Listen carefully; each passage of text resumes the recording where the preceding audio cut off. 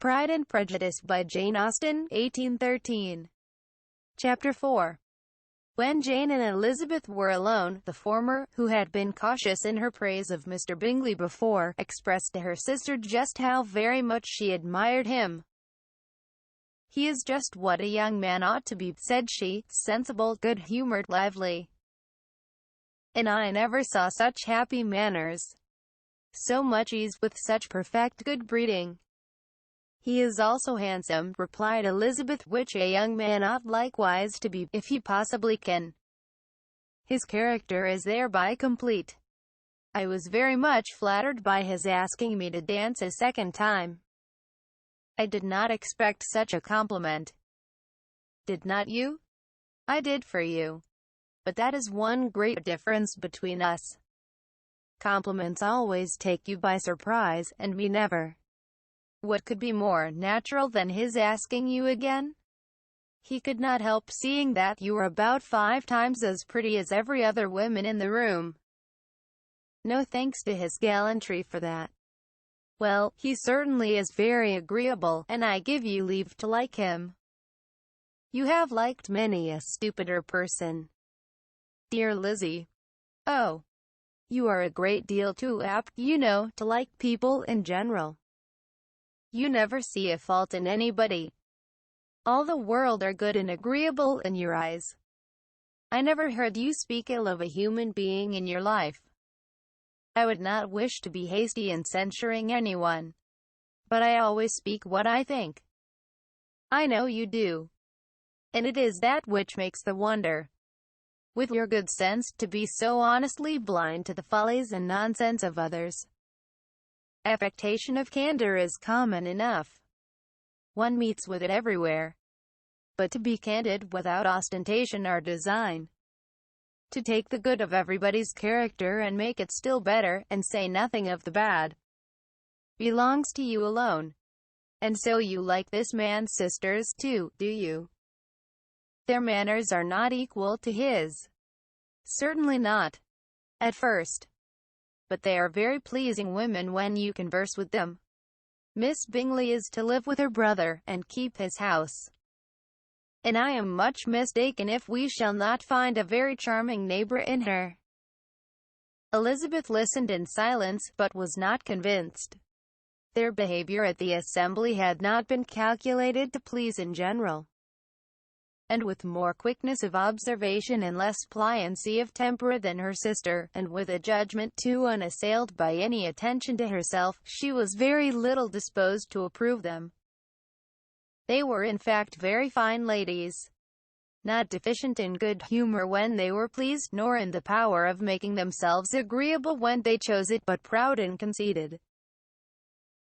They were rather handsome, had been educated in one of the first private seminaries in town, had a fortune of £20,000, were in the habit of spending more than they ought, and of associating with people of rank, and were therefore in every respect entitled to think well of themselves, and meanly of others. They were of a respectable family in the north of England, a circumstance more deeply impressed on their memories than that their brother's fortune and their own had been acquired by trade. Mr. Bingley inherited property to the amount of nearly £100,000 from his father, who had intended to purchase an estate but did not live to do it.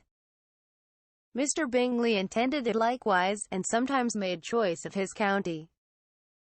But as he was now provided with a good house and the liberty of a manor, it was doubtful to many of those who best knew the easiness of his temper, whether he might not spend the remainder of his days at Netherfield, and leave the next generation to purchase. His sisters were anxious for his having an estate of his own. But though he was now only established as a tenant, Miss Bingley was by no means unwilling to preside at his table. Nor was Mrs. Hurst, who had married a man of more fashion than fortune, less disposed to consider his house as her home when it suited her. Mr. Bingley had not been of age 2 years, when he was tempted by an accidental recommendation to look at Netherfield House. He did look at it, and into it for half an hour. Was pleased with the situation and the principal rooms, satisfied with what the owner said in its praise, and took it immediately. Between him and Darcy there was a very steady friendship, in spite of great opposition of character. Bingley was endeared to Darcy by the easiness, openness, and ductility of his temper, though no disposition could offer a greater contrast to his own, and though with his own he never appeared dissatisfied. On the strength of Darcy's regard, Bingley had the firmest reliance, and of his judgment the highest opinion. In understanding, Darcy was the superior. Bingley was by no means deficient, but Darcy was clever. He was at the same time haughty, reserved, and fastidious, and his manners, though well-bred, were not inviting. In that respect his friend had greatly the advantage. Bingley was sure of being liked wherever he appeared. Darcy was continually giving offence. The manner in which they spoke of the married in assembly was sufficiently characteristic. Bingley had never met with more pleasant people or prettier girls in his life. Everybody had been most kind and attentive to him. There had been no formality, no stiffness. He had soon felt acquainted with all the room. And, as to Miss Bennet, he could not conceive an angel more beautiful. Darcy, on the contrary, had seen a collection of people in whom there was little beauty and no fashion, for none of whom he had felt the smallest interest, and from none received either attention or pleasure. Miss Bennet he acknowledged to be pretty, but she smiled too much.